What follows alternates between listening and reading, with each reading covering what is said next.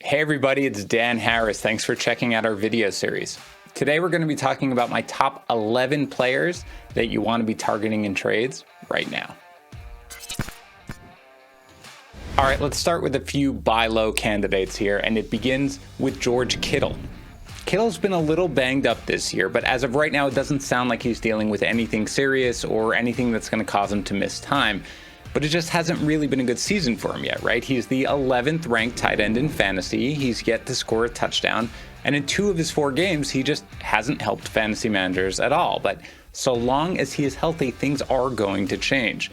First of all, look at where he ranks among tight ends. 4th in targets, 5th in catches, 4th in yards. It's just the lack of touchdowns. The reason for that, though, is simple. Kittle has 0 red zone targets. 0. But that's not really his fault. The 49ers just have not been in the red zone much or passed much when they have been there. They passed just 14 times within their opponent's 20-yard line. Through natural regression, that's just going to change regardless of who is under center. And think of it this way, it's clearly been a down year for Kittle, right? But if he had scored just 1 touchdown, he'd be the tight end 7 on the season. Better days are ahead, and you should try to buy low from a frustrated manager. Another buy low candidate is CeeDee Lamb. Now, Lamb was atop a ton of breakout lists this year, but after a hot start, he has cooled off considerably. His yards by game, 104, 81, 66, 13. His receptions by game, 7, 8, 3, 2. And remember, Michael Gallup is out with an injury, which theoretically should have led to more production for Lamb. The Cowboys offense is just really good, and they can beat you in a million different ways. They may lean into Ezekiel Elliott and Tony Pollard. They have Amari Cooper. They have Dalton Schultz and Blake Jarwin. There are a lot of options here, but I mean, Lamb is an exceptional talent. Everybody knows that. It's really 2 bad or mediocre games here. One, Lamb was down at like the 1-inch line, and had he scored the touchdown, it's an entirely different story. The other was against a very good pass defense with the Panthers, who generally have limited wide receivers this year, where the Cowboys had a positive game script throughout and could lean on the run.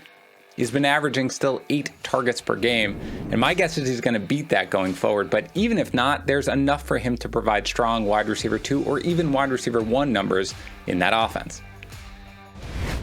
Next up on my buy low list is Nick Chubb. Now, I did not really think that there was a buy low opportunity for someone like Chubb, someone who managers invested significant draft capital in, who has not been a total bust or anything close to it. But based on the questions that I have been getting on Twitter and in our Discord, there definitely is.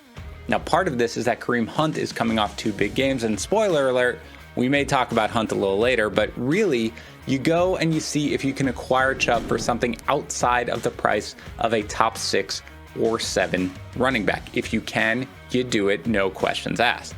I mean, Chubb has 44 touches for 189 yards over the past 2 games, which are the quote-unquote down games for him.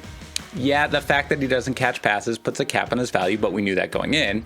And the fact that Hunt has found the end zone twice in the past 2 games is annoying, but we know Hunt is going to be in during the 2-minute drill because of his pass catching prowess, and he's gotten most of his goal line work there. That's just not a sustainable model for success. Again, if I rostered Chubb, I'd be perfectly content, but to the extent you can buy him for anything other than top 7 running back prices because of Hunt and not Chubb finding the end zone over the last 2 weeks, I would definitely do that. Another buy low is Damien Harris. Harris was in this video last week, and it was exactly as we said. You knew he'd struggle against the Bucs. I mean, New England did not even attempt to run the ball in that game, but then the schedule was going to lighten up significantly. And now, after really tough matchups with the Saints and the Bucs, he gets Houston, then Dallas, then the Jets, then the Chargers. And he was actually in on more snaps than in previous games after the James White season-ending injury. Nothing about that game against the Bucs should have dissuaded you from viewing Harris as a buy low option. If anything, you should only be encouraged. The final name on my buy low list is DeAndre Hopkins. Now, after a hot start to the season, Hopkins has gone a bit cold here the last 2 games, but there is an obvious explanation for both. He was a game-time decision and battling injury in Week 3 against the Jaguars, where he pulled in just 3 catches for 21 yards, and then he drew Jalen Ramsey when he pulled in 4 catches for 67 yards against the Rams in Week 4. Now, I get that Kyler Murray can spread the ball around, and AJ Green is producing, and you've got Christian Kirk, and you've got Rondale Moore, but this is DeAndre Hopkins. He has succeeded with every situation and every quarterback not named Brock Osweiler. So long as he's healthy, he's gonna produce, and he looked much healthier last week despite the mediocre game. He hasn't yet topped 83 yards receiving. He hasn't yet topped 6 catches. He's got 2 down games in a row. There is a buying opportunity here, and you should take it. All right, let's talk about some sell high candidates here, and it begins with Tyler Boyd. This is a pretty obvious one, right? I mean, T. Higgins leaves Week 3 with an injury. Boyd catches a touchdown pass. Higgins is out against the Jaguars. Boyd sees 11 targets and he goes for 118 yards. But Higgins is probably coming back this week, as has been expected. And when he does, Boyd goes back to the 3rd option in this passing game, a much less valuable role. Now, the Joe Mixon injury might continue to prop up Boyd's role in the short term, right? But if you can sell him for reliable wide receiver 3 value or better, you should do it. He's not going to maintain that rest of season. Number 2 is James Conner. If you are not trying to sell high on someone who has 4 rushing touchdowns in 2 games, then you're doing fantasy football wrong. Conner has benefited from a couple of positive game scripts here in the past 2 games, at least in the second half against Jacksonville, and he has done very well with the opportunities presented to him admittedly. But he is also averaging just 3.2 yards per carry, and he is the clear second fiddle to Chase Edmonds. I mean, even in this last game, Edmonds played 2/3 of the snaps, while Conner played just 42%. And remember, Kyler Murray is always a threat around the goal line, so absent these incredibly positive game scripts, which lead to a ton of touches near the end zone, Conner is just not going to be producing touchdowns at anywhere close to this rate. He is an unremarkable flex play at this point, and with his 4 touchdowns and 32 touches the past 2 weeks, you can probably sell him for more. Next up on the sell high list is CORDARRELLE Patterson. Patterson has legitimate RB2 value going forward, do not get me wrong. He is heavily involved as a receiver with 20 targets over the past 3 weeks, and the Falcons are trying to get him as involved as possible, but 5 touchdowns in 4 games is just not sustainable, and he's still playing pretty limited snaps. The cat is out of the bag with Patterson here, and maybe the Jets don't have the horses to stop him this week, but eventually teams are going to adjust and start taking him away. Don't give him away. It is sell high, not sell, as we always say. The best idea is to pair him with like a strong wide receiver or a running back and use that to get a truly elite player. We have probably seen the apex of Patterson's production. Another sell high candidate is Deebo Samuel. He's another player I'm not actively looking to move from my team. He's got the fluky 76-yard touchdown aside, but almost everything he has done so far is backed up. 42 targets, 28 catches. He plays every snap. He runs every route.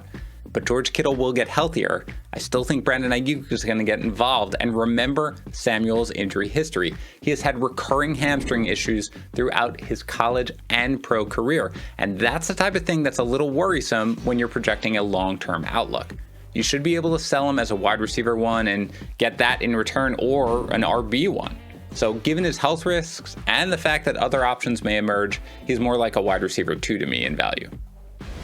Next up on my sell high list is Zach Moss. I actually loved Moss heading into last year, but it was hard to be excited about him in 2021, especially after he was inactive in week 1. But since then, he has found the end zone 4 times, and he's had 10, 16, and 14 touches per game thus far. But the reasons Moss is a sell high are, first, Devin Singletary is playing almost as many snaps as Moss, and he also continues to factor in heavily. And second, Josh Allen is still a threat at the goal line. Remember, Allen had 8, 9, and 8 rushing touchdowns over the last 3 seasons.